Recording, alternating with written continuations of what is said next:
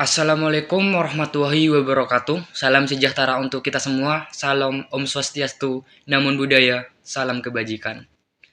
Sebelumnya izinkan saya untuk memperkenalkan diri terlebih dahulu. Perkenalkan, nama saya Wahyu Pratama dari Prodi Teknik Informatika di Universitas Trunojoyo Madura. Pada kesempatan kali ini, izinkan saya untuk menyampaikan sebuah orasi yang bertema tentang pendidikan. Dengan judul, Mengapa Pendidikan di Indonesia Begitu Tertinggal? Saudara-saudara sekalian, kita semua tahu bahwa begitu pentingnya pendidikan dalam menentukan kemakmuran masyarakat dan juga dalam menentukan perkembangan zaman yang ada di negara kita saat ini. Pendidikan adalah kunci utama untuk membuka pintu kehidupan yang lebih baik. Namun, disayangkan kita semua mengetahui bersama bahwa hingga detik ini pendidikan di Indonesia begitu tertinggal dan belum mampu merealisasikan dan mengaktualisasikan tujuan utamanya. Ketertinggalan pendidikan di Indonesia seringkali membuat kita resah dan khawatir tentang bagaimana masa depan generasi Indonesia. Kita resah dan khawatir jika pendidikan kita tertinggal, maka generasi Indonesia ke depannya akan kalah dalam persaingan global. Ada banyak alasan mengapa pendidikan di Indonesia ini masih tertinggal. Di antaranya yang pertama yaitu rendahnya kesadaran masyarakat Indonesia terhadap pendidikan. Apakah kalian pernah mendengar suatu statement dari orang-orang kayak gini, misal, buat apa sekolah tinggi-tinggi itu tidak menjamin sebuah kesuksesan. Ya, mereka adalah faktor dan alasan pertama mengapa pendidikan di negara kita ini tertinggal. Yang kedua yaitu kualitas pengajar masih berakreditas rendah.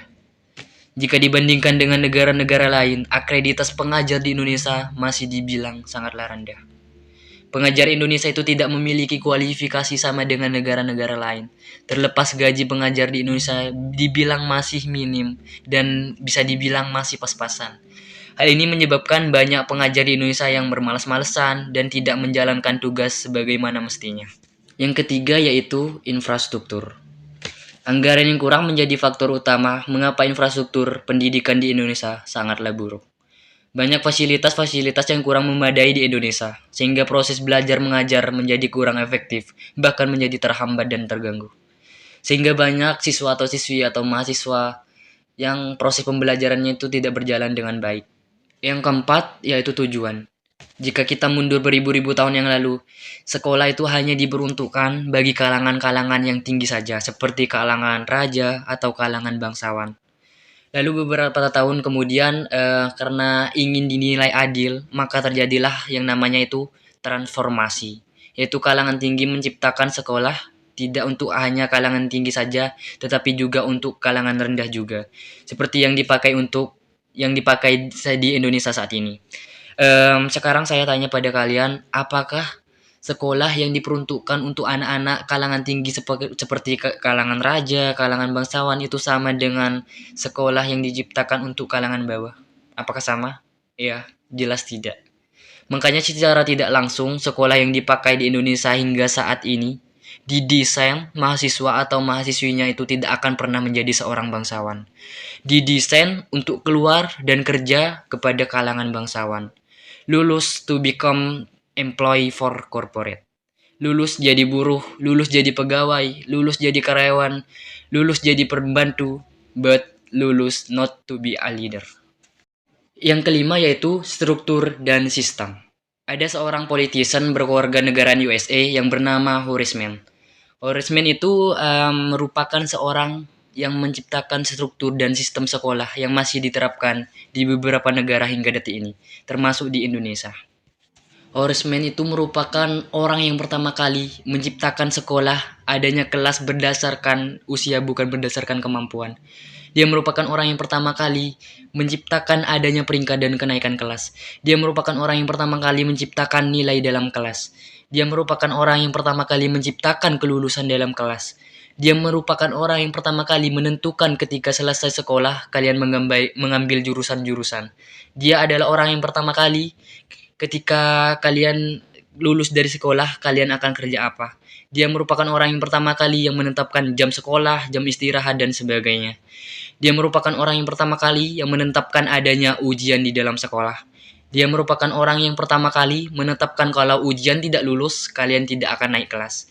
Dia merupakan orang yang pertama kali yang menciptakan homework atau pekerjaan rumah. Dia merupakan orang yang pertama kali yang mementingkan mendengar daripada membaca, dan dia merupakan orang yang pertama kali yang mementingkan teori daripada praktek, dan masih banyak lagi.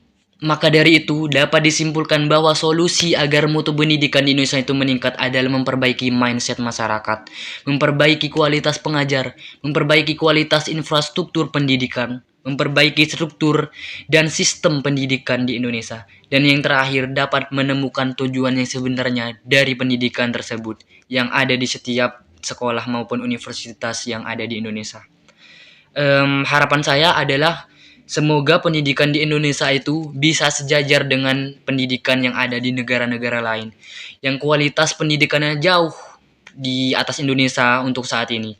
Ayo kita sama-sama berusaha melakukan yang terbaik, dan membuat pendidikan Indonesia itu memiliki kualitas yang baik, bahkan hingga dapat disegani oleh negara lain.